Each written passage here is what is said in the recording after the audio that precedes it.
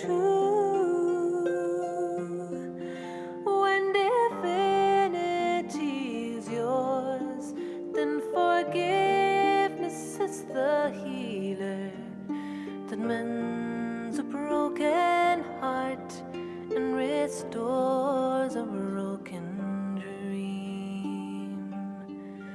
May your heart be as light as the mist upon the waters.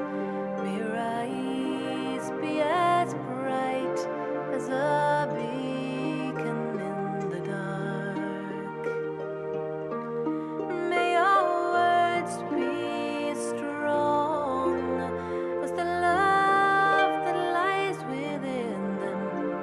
May your life be like a game that you play before you go. There are secrets to tell, there are secrets to treasure, there are burdens to lay down and to carry no more.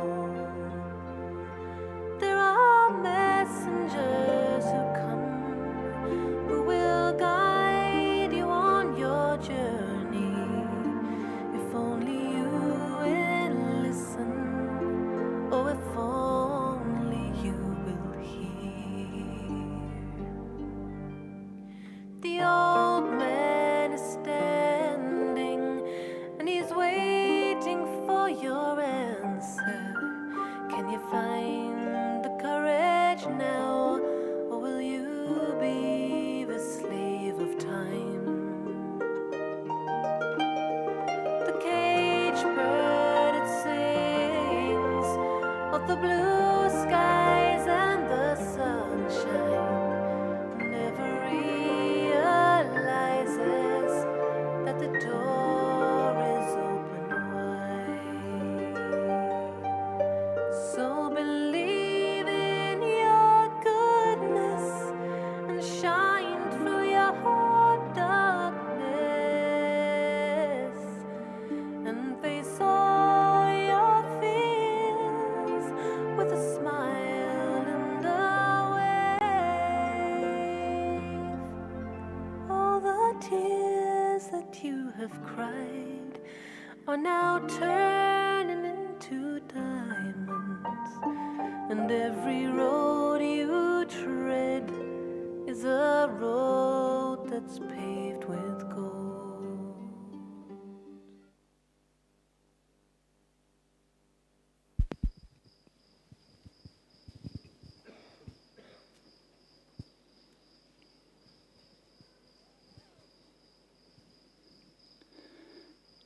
Good morning, Om Shanti.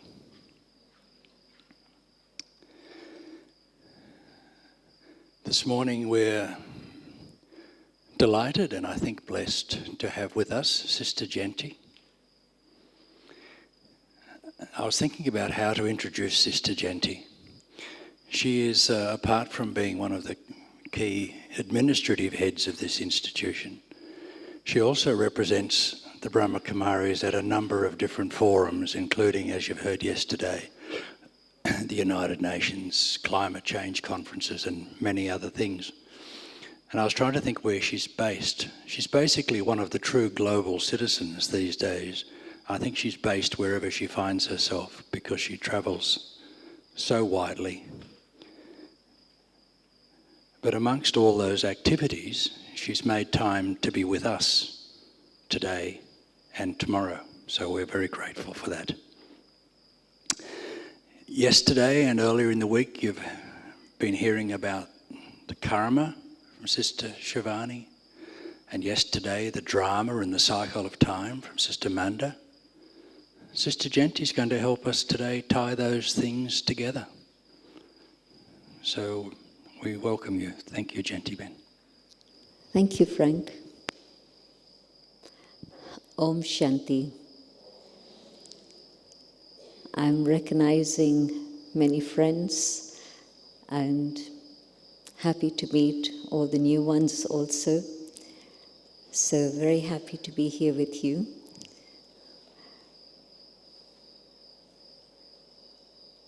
It's interesting that I hear two types of comments about both karma and drama. Some people find the subject of drama absolutely fascinating, and they're really interested and it resonates with them. And some people say, drama, it's too complicated for me.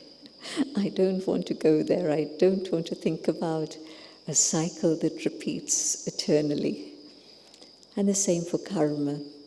Sometimes people feel trapped by karma, and sometimes when they understand the detail of karma philosophy, they feel it's a fantastic liberation because it opens up the door for the future. And so I'm not sure which one of you fit into which camp, or all of you are somewhere in the middle. It's okay. But the subject of karma first, and then we'll see how it links up with drama. It's very simple. My thoughts, my words, my actions are the seeds that I sow today that I will reap in the future. But also, whatever it is I've done in the past, again, not just action, but my thoughts and my words and my actions have created the situation I find myself in today. And so past is linked with the present, and the present is absolutely linked with the future. Except that it doesn't quite go in a straight line, because today's action has been determined by something from the past. And before that, something else. Trace it back, and you'll find the story of the seed and the tree. Here's a tree. It came from a seed. Where did the seed come from? It came from a tree. And so you go round a full circle. And when you start seeing karma, not just in the present context, but you see it in its circular form, then you realize that that's the drama. And so very often you can even say that karma and drama, these words are interchangeable. When I say, this is my karma, it's true, and I could be saying it with a sense of elation and joy. This is my karma. Wonderful. Well, it's also my drama. And sometimes when I'm feeling a bit low, and I say, what sort of karma did I do to deserve this? And so that karma that I did, and I'm experiencing now, is also my drama. Drama takes in absolutely everything. It takes in the subject of matter, nature, animal kingdom. Drama takes in the subject of humanity, the whole story of human beings, his story, her story, the story of humanity. And so drama is totally inclusive, and it's what's happening with me and around me and for me, everything that's going on here. And so how did I find myself here? My drama, but it's also my karma. And so it's my good karma, good fortune, that's brought me to a place which is sacred, a pilgrimage place where I can take benefit and find good company that elevates me further. So it's my karma that gave me this fortune, and it's also my drama. So it doesn't take a lot to understand that karma and drama are totally working together. And yes, then to accept each moment as being something which is of benefit and something which is helping me move forward to my destination, that takes a little bit of patience and introspection, because we challenge drama all the time. People who understand the word karma don't usually challenge karma. How can you challenge it? It's what I've done, and so this is the result. But when you don't know the connection of karma and drama, then a scene comes in front of you and you challenge it. Why is it like this? It shouldn't be like this. Can I make it different? Yes, I can make everything different for tomorrow. I can make everything different even for today. But whatever it is that's been done, the milk has been spilled, or the milk has been curdled, whatever it is, but it's done. And then, yes, the beautiful intervention of God within the drama is incredibly powerful, because God's intervention in the drama is to change the story of action, reaction, and in several ways to help us stop at this point and see what is my story of karma and how can I make it different if I want to make it different. How can I make it different for the future? And not even just for myself, but even for others around me. Or even, dare I say it, can it make a difference to the world? Yes, it can. You plant one seed and you get the fruit of that. But at some point in the 60s, scientists, agricultural scientists, were generating seeds that had a greater potential, a greater capacity, so that every seed could bring 100-fold. And they found ways to do that. A little bit of the same story applies to the present time now. God's intervention within the drama, where we've managed to accumulate so much karma that the drama is really very sad, very tragic in many different ways at this moment. And human beings on their own are not able to manage to change that burden of karma. We've moved from a period when there was truth and love and justice to a state where there's injustice in so many different areas. You know those stories more than I do. And the burden of karma that every individual is carrying means that there's never a complete state of happiness. Happiness comes and it goes, it evaporates. It comes for a short while and it's gone. And so the story of karma and whatever it is we've managed to do for many births, many years, is a whole build-up, a big burden. And so whether it's my physical health, my mental health, my emotional health, my spiritual health, or whether it's relationships, definitely we see that they're less than perfect. Is there one perfect relationship I can say that I'm engaged in? There'll always be something, and then we'll say, oh, that's human nature, true. But that's the point, that any type of health is not perfect. any type of relationship isn't perfect. Physical conditions aren't as I would want them to be externally in terms of the world.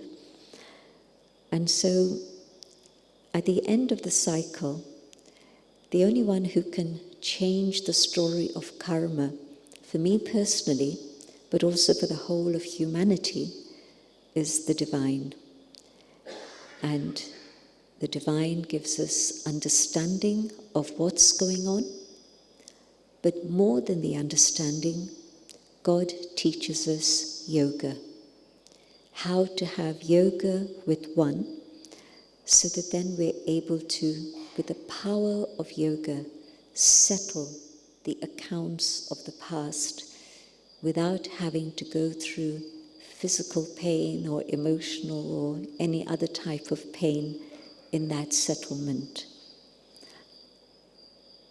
Tomorrow, when we take up the subject of God's powers, we'll explore that in more detail. But I wanted to bring this topic in this context of how the drama can swing around. Because all the time, from the Golden Age to the Iron Age, and instead of a cycle, think of it as a linear plan, the energy that I start with, that energy reduces to this point where there's very little energy left. And so we have wonderful ideas, great ideals, but neither are we able to live up to our own ideals, and nor do we have the capacity to fulfill our ideas and make them take practical form. Or so often, our conscience tells us one thing, and our emotions go another way.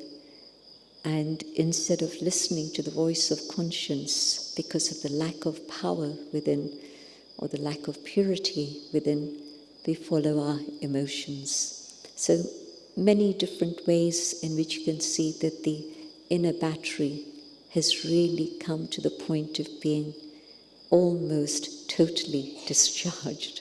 Not quite. A little glimmer of that remains, but just a tiny little bit.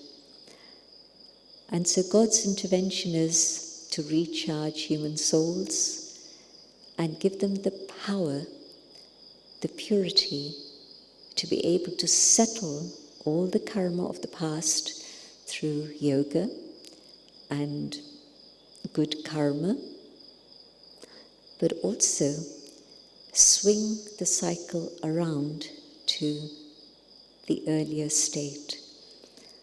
And so entropy has set in, and when you come to the point where there's very little energy left, it needs an injection of energy that's going to turn the whole cycle around. And so we see three things working together. We see the power of God, we see the power of time. Another word for drama could also be time.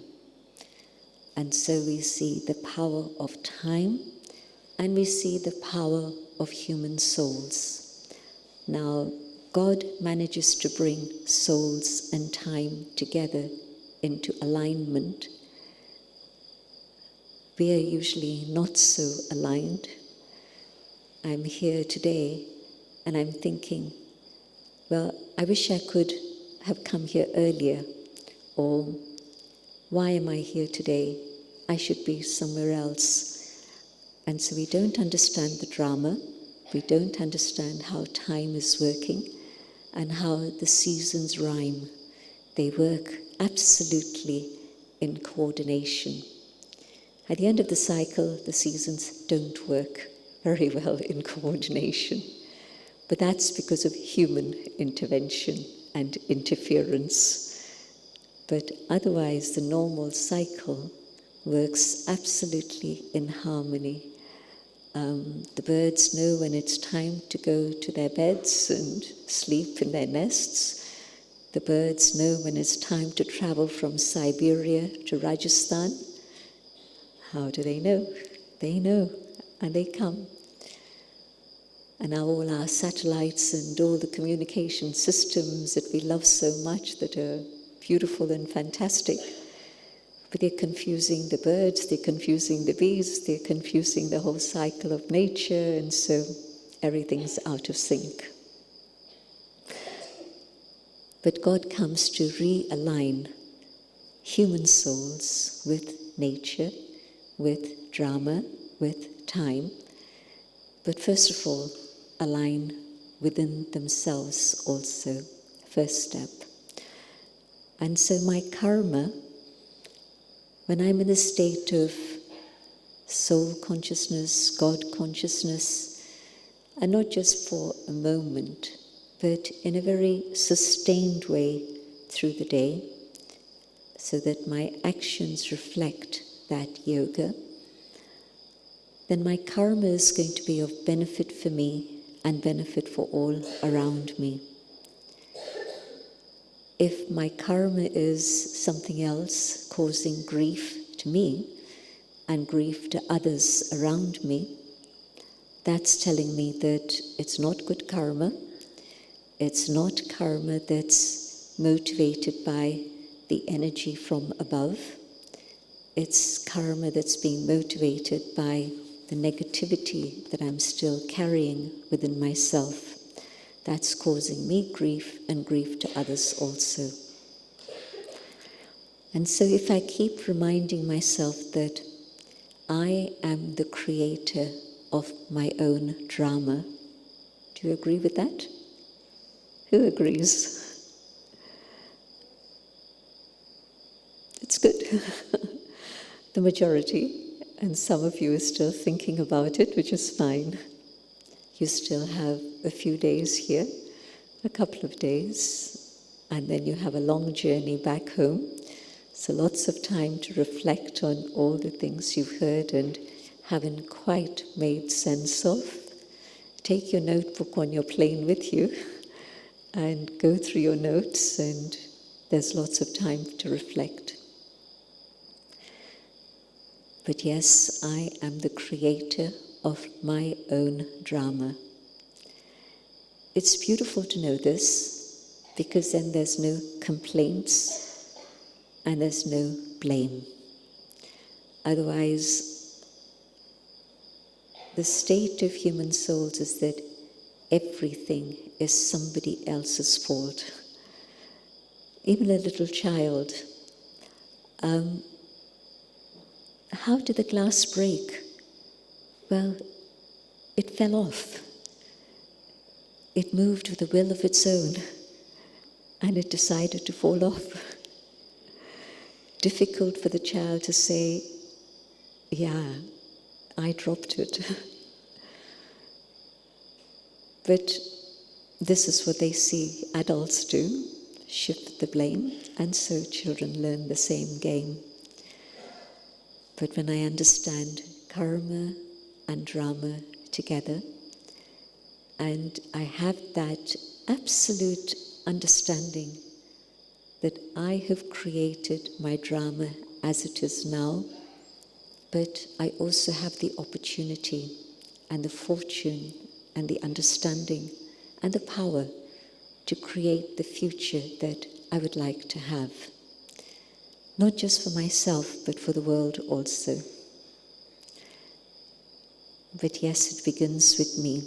I have to sort out myself first and make sure that the negativity that I carry is removed through the power of God's love.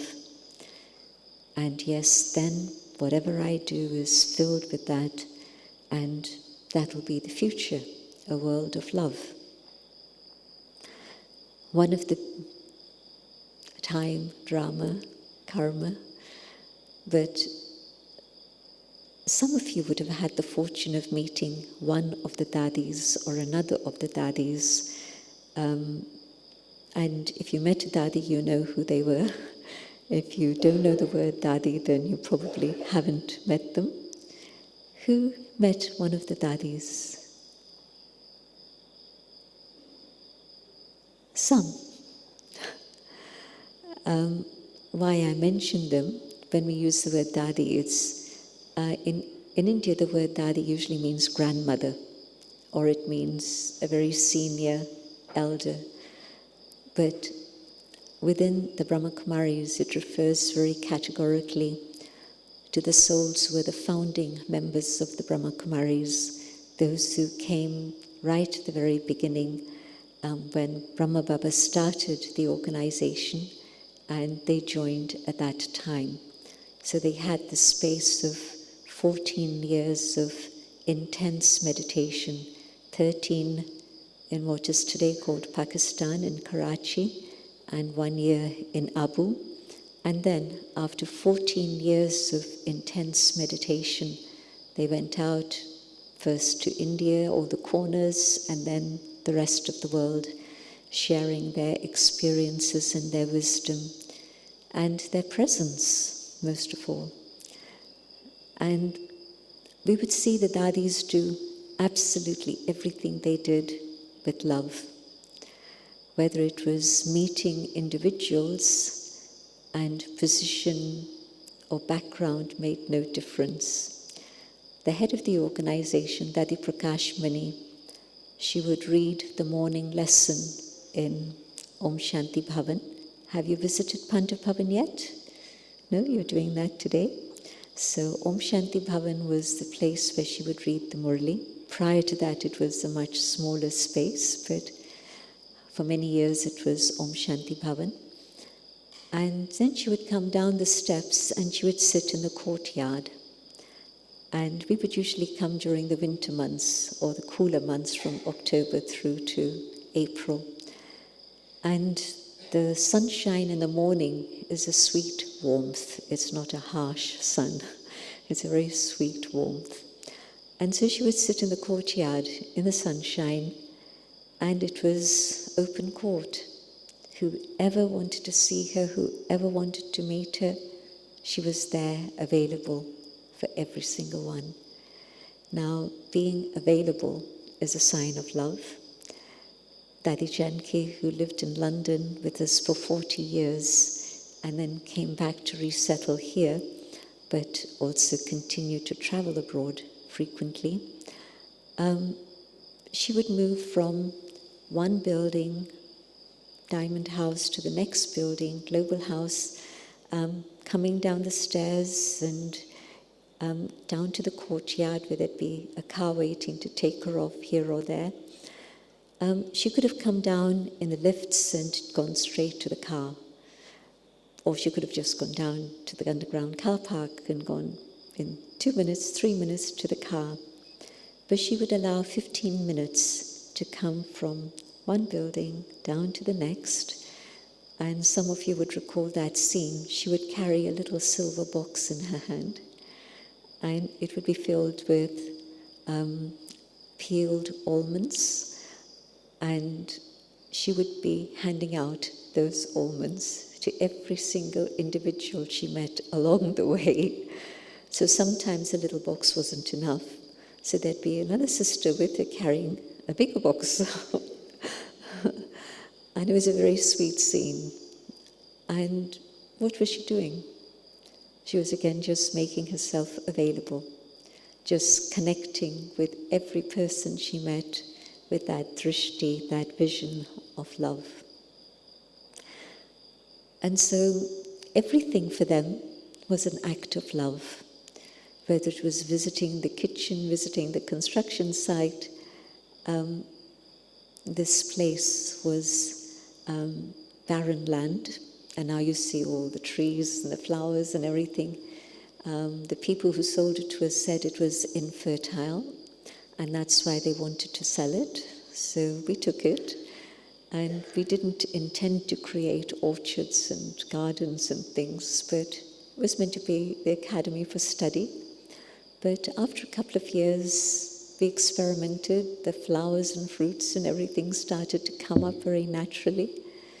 So vibrations are very much part of the whole scheme of things within drama. So the power of love changes the quality of karma and makes even a simple action become very pure, elevated action, because it becomes the inspiration for many, many others. One individual act of kindness can inspire 125 people. That's a fact, research by Harvard. But no need to go into the detail of that now. But the same thing applies. The seed of karma, filled with God's power, and the power of that seed brings 100-fold results. So then it's no more one seed, one karma, one result, but it's one karma filled with God's love, God's remembrance, and 100-fold result. Benefit for me, benefit for everyone around me. And so the entry of the divine in a very practical way within the story of karma and drama switches souls from their state of no power to total power, from the state of no energy to being completely full, from the state of impurity to total purity. And as souls go through this transformation, and God's vibrations and the vibrations of everybody who's connected with the divine swings the cycle around from the Iron Age into the Golden Age. And it doesn't take long. Today we were reading in our lesson that we study every day, the same lesson studied across the world, in 120 countries. And so the lesson today was how when you're constructing something new, it doesn't take very long. Maybe it's a house and it'll take maybe 12 months. But the period that, whatever it is you've constructed, the period that it lasts is like 100 years. You've constructed a building 12 months, and hopefully it'll last 100 years. And so the period of the confluence age is a period of the new beginning, the age of reconstruction, the recreation of the soul and the transformation of the soul through God's teachings and karma, and the reconstruction of the world around us through vibrations, through good actions, through pure thoughts, God's love, many ingredients, but all those ingredients come together and the whole world is renewed.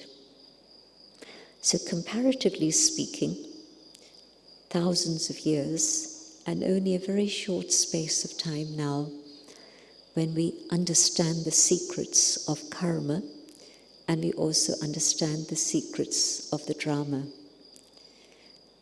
And all of these things are eternal. The soul never dies. Drama never ends. The soul moves from one body to another. You've had this lesson, and I'm sure you can have a good discussion about it in your next session. But the soul keeps moving, drama keeps moving. Drama never comes to an end. There's an end, but the end is also the beginning.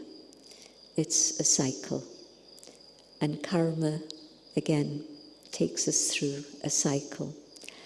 But a time now to have such powerful yoga that I don't need to go through the suffering that whatever bad karma I've done would normally bring. And I don't need to work hard on a physical level to bring about a beautiful future. What I do need to do is to have attention on the quality of my thoughts, attention on raising my own energy level so that I'm able to reach my own highest potential, so that the power of the soul is again refilled, the purity level comes to its original state. And so this is what this period, this confluence age, is all about. The most interesting time in human history, the most challenging time in human history, but the most beautiful time of all, when you can have a vision of a better world in front of you, which can be a reality, which will be a reality, but you can also see exactly what are the steps you need to take and what it is you need to do to make that vision become real.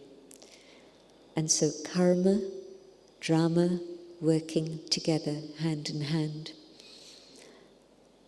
Very often there's a situation where I understand what karma I should be doing, but I don't have capacity. Or I haven't cultivated the relationships that I need to have, because so often, if it's just karma for me alone, my eating and drinking and sleeping and whatever it is I do, I could, in theory, do all that myself. But when it's doing something of significance, especially something from which others can benefit, it's not possible to do it on my own. It has to be cultivation of relationships.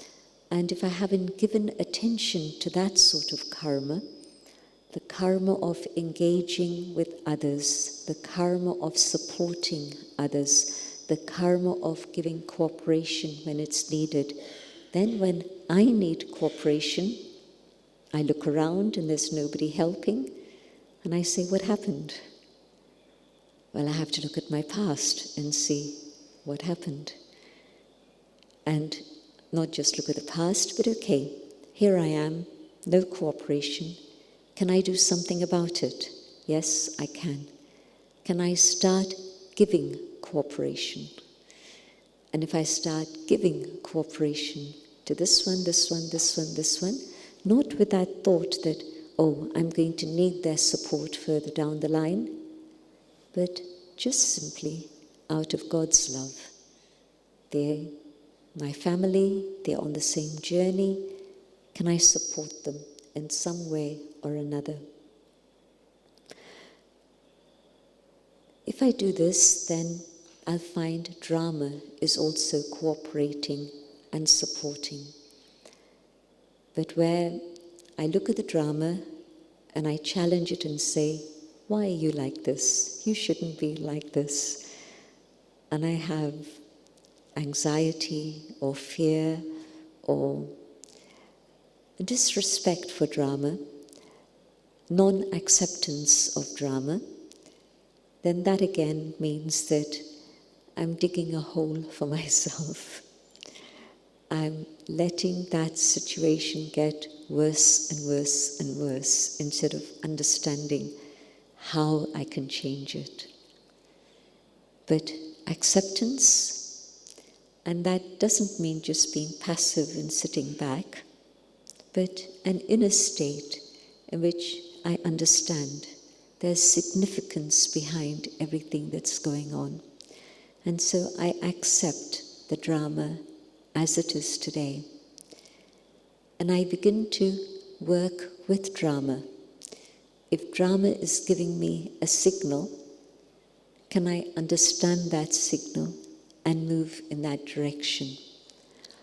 Drama is always right, just as karma is always right. Karma doesn't have consciousness, but action, reaction, it's fixed. Until I get to the point where I learn how to deal with the past and change it, but it's fixed. In the same way, drama is fixed. It's moving in an absolutely straight line.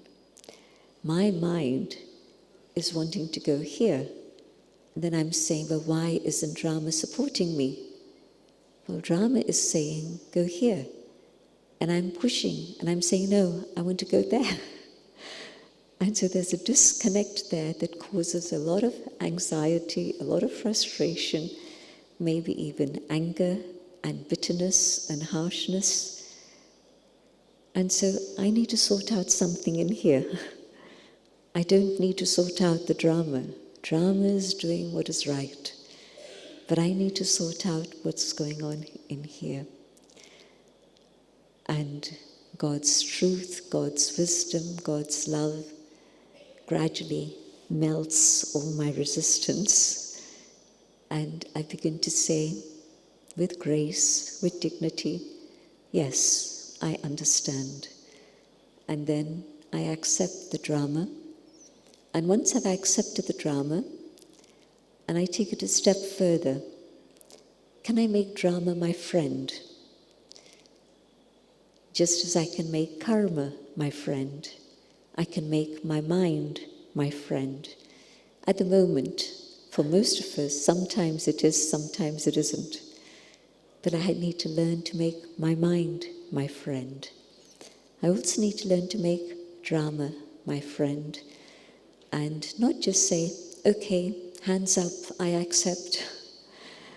But to say with a lot of love and sweetness, you're sweet. Drama, you're benevolent. Drama, you're good. You know how they tame wild horses? An Australian horse tamer once told me, you just have to whisper sweet things into its ear. And the horse will become your friend, will become tame, and will take you to your destination. So talk to your mind sweetly, not harshly, and it'll be your friend, and it'll take you to your destination. Karma. Talk to karma sweetly, and appreciate how much good karma there has been, and the beauty of the drama. We still have food to eat, we still have clean water to drink, we still have fresh air to breathe. I didn't make it, you didn't make it. Drama has provided it. We don't even say that God has created it, but just as the soul is eternal, drama is eternal, all the elements of drama are also eternal. And even though we've damaged nature to such a great, great, great extent, yet still drama is benevolent, and drama is still taking care of us. So when I start talking to drama, recognizing its benevolence and how drama is carrying me to my destination. If I get stuck in a rut, that's me. Drama is moving on. And if I get stuck, I'm going to get left behind. But drama is saying, come with me, we'll move forward together. And so the sweetness of drama is very beautiful. And then you see how everything begins to synchronize. I don't know whether you've had this experience, but so often, so many people tell me, especially in Madhuban, Gyan Sarovar, they say that I think of someone and they appear. Most people don't carry phones around with them in Madhuban. I don't know whether you do or not. But you just have to think of something and it happens. And so there's a synchronicity in energy and in the drama and good karma. And so everything works together and things happen in a very beautiful way. And so I need to learn to love myself. I need to learn to love karma. And I need to learn to love drama. And things begin to come together in a very synchronistic way, and things move forward. Just imagine how nature has been working until the last 50 years or so. Everything synchronizing perfectly. Human bodies, I know little bits and pieces go wrong, but generally speaking, the synchronization of all the systems and all the cells and everything within the body, amazing. And so drama is meant to be synchronistic, and we should be synchronized with it. And so anytime something happens, can you say to yourself, sweet drama? Sort of thinking, oh my God, or reacting, oh no, why is this happening? No, just understand there's significance in the drama, and there's sweetness and beauty. And I'm sure that some of you are thinking of all the tragic things that are happening across in the world, which is also a reality, it is a fact. What we are seeing is the final scenes of the drama of violence and negativity and the force of those. And sometimes the force of negativity that's pulling us down seems greater than the power of goodness and the power of truth. But we're seeing the final scenes, and we're seeing the point where things will collapse and the good, the beauty, the truth will be visible. There are two energies working together. There's the downward energy, the descending energy of negativity and the full force of that, but the quiet. The destructive energy is very noisy. The creative energy is very quiet, very silent. When spring comes, it doesn't come with a fanfare. It comes quietly. And you start noticing the fresh green buds, you start noticing new things germinate. So the goodness, the power of the Golden Age is beginning to manifest gradually, slowly. So even those of you who've been witness to horrific scenes of tragedy within the last year, especially within the last year, I know that there's a power of goodness that's brought you here. And you're seeing the power of goodness becoming more and more manifest. And the more individuals and groups combine together with that energy, the energy of love, of truth, of wisdom, that energy is going to flourish, and that energy, it's not going to take long now. There's just a very short while to go, because we're reaching the critical mass.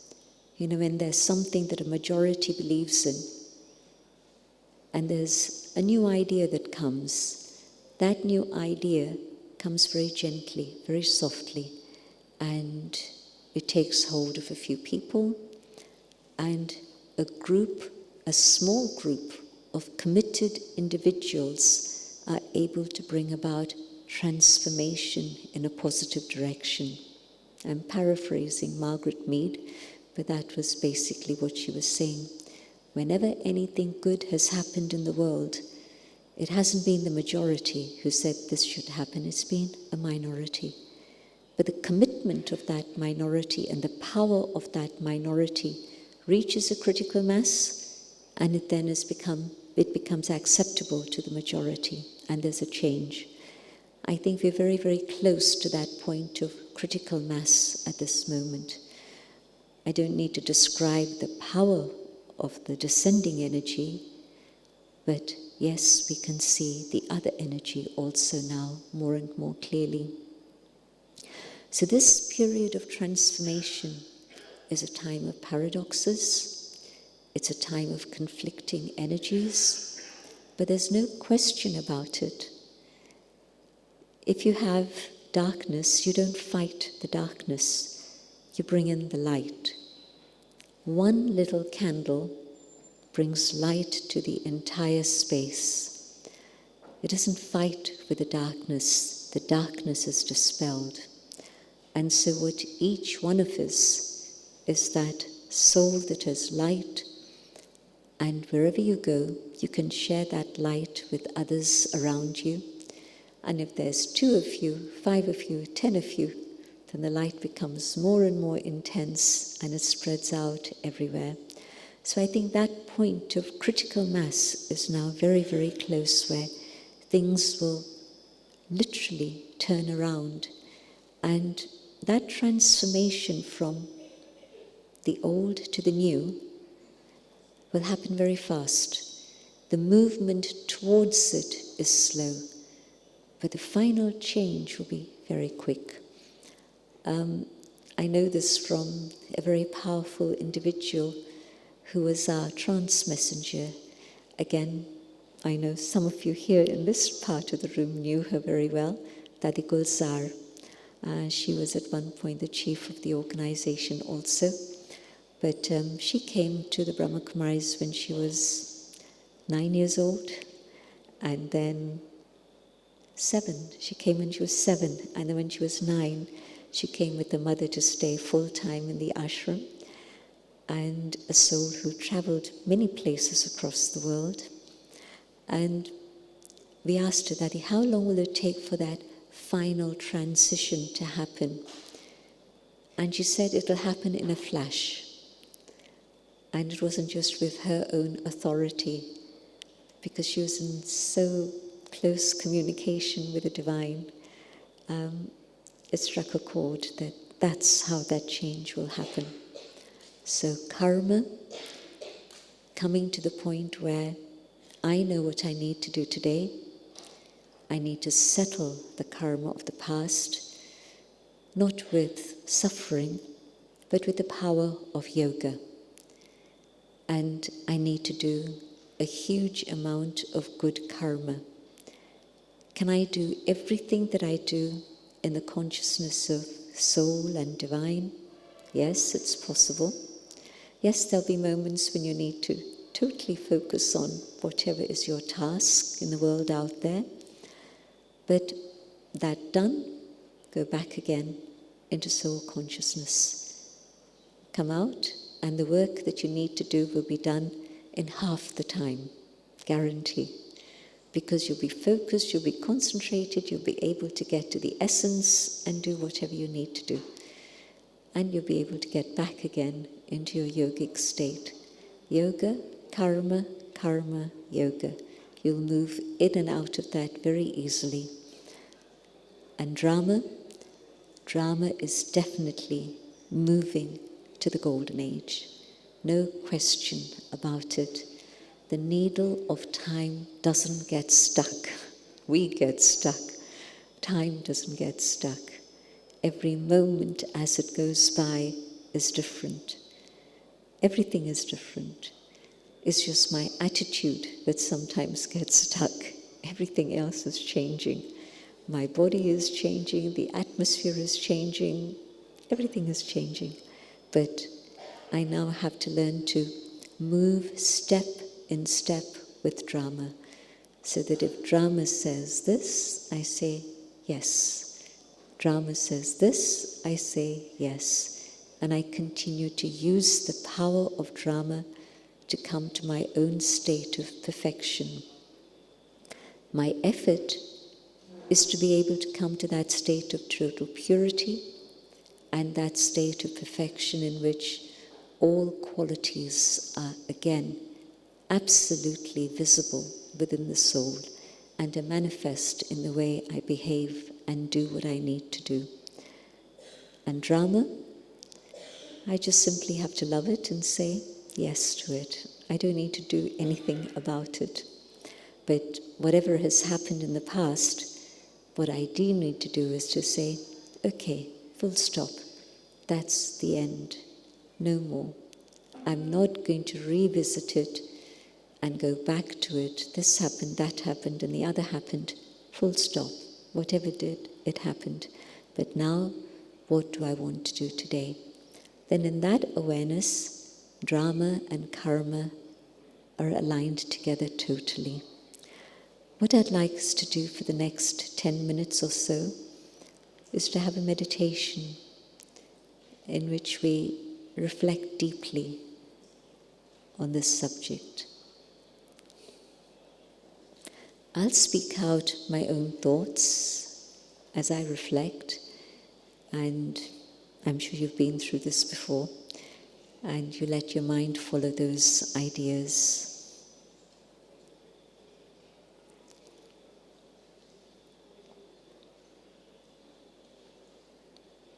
Sitting quietly, I focus on the eternal being that I am. The body has a date of beginning and it has a date of ending. The soul is eternal, immortal.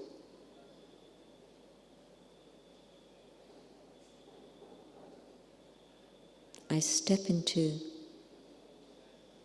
the consciousness of I, the soul, detached from the body,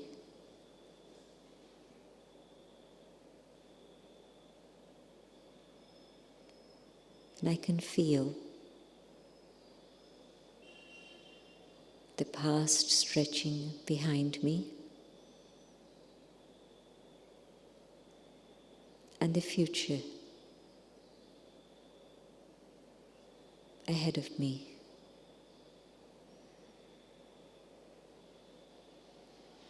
And as I move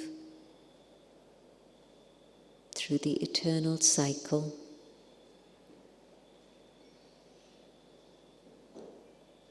every step I take becomes the past, the future becomes the present,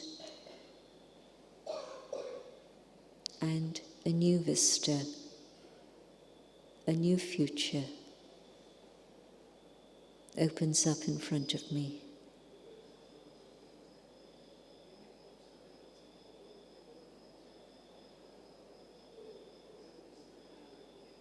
In this awareness of how the past, present, and future all come together at this moment in my story,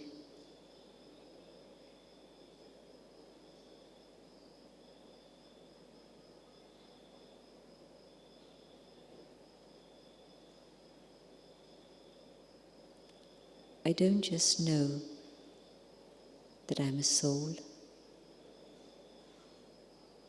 but I can feel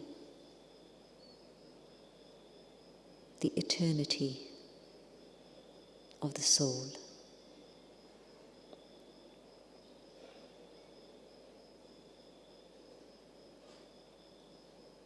How long have I existed?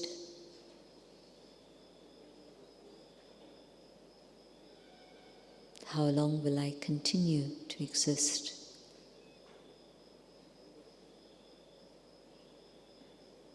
I am eternal. No beginning and no end. I exist forever.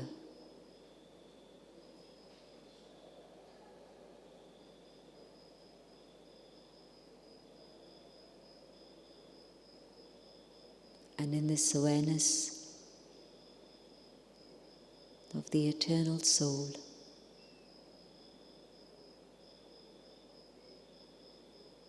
I connect with the divine.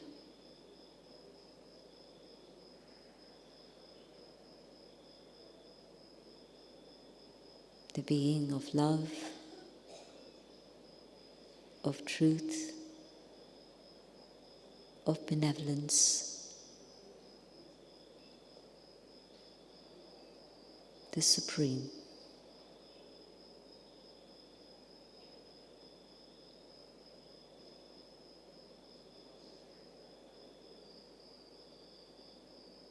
And in this presence,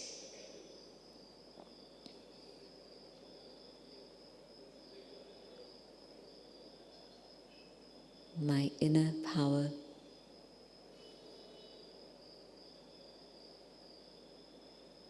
purity,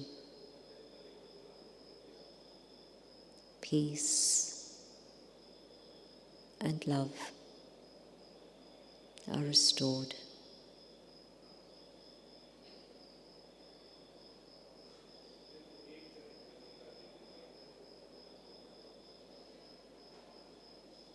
This connection with the divine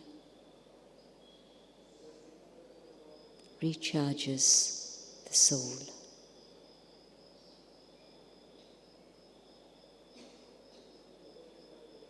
So that I can become full.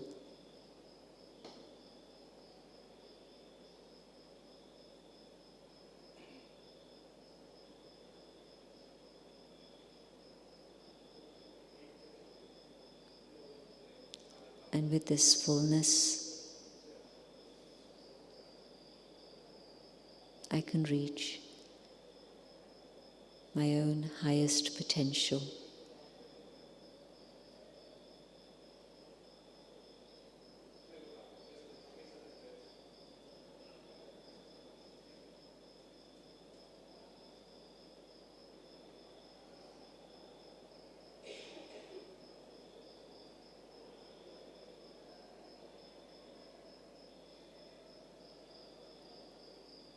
Through this recharging,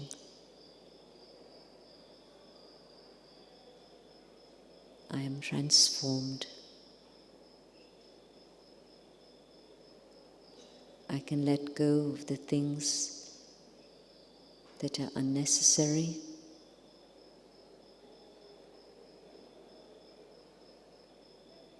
and carry with me the things that are useful.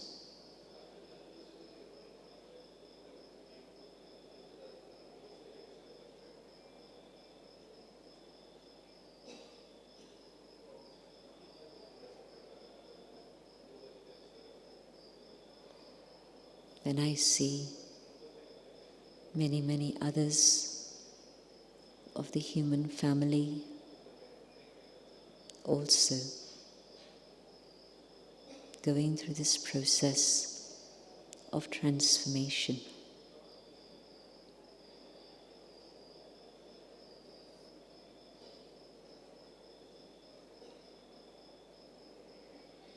The power of God's love, the power of God's truth transforms not only human beings, but transforms the entire landscape of the planet, so that nature itself is cleansed. All living creatures experience safety and protection.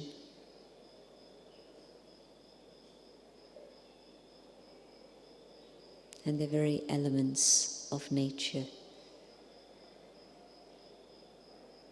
are purified.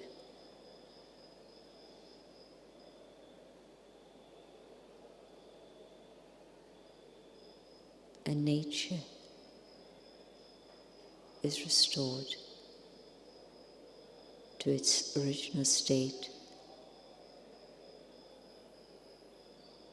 of purity and power.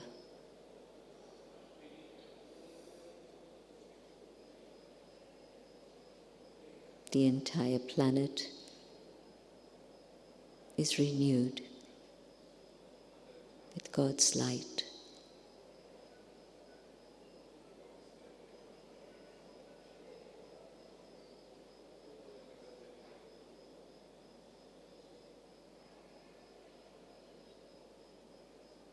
keeping this vision in my awareness.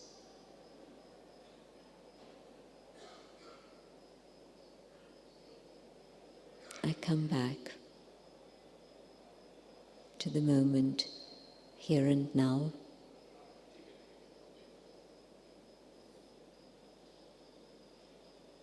But carrying the gifts from God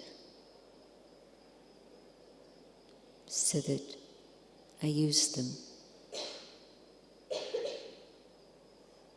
in all that I do.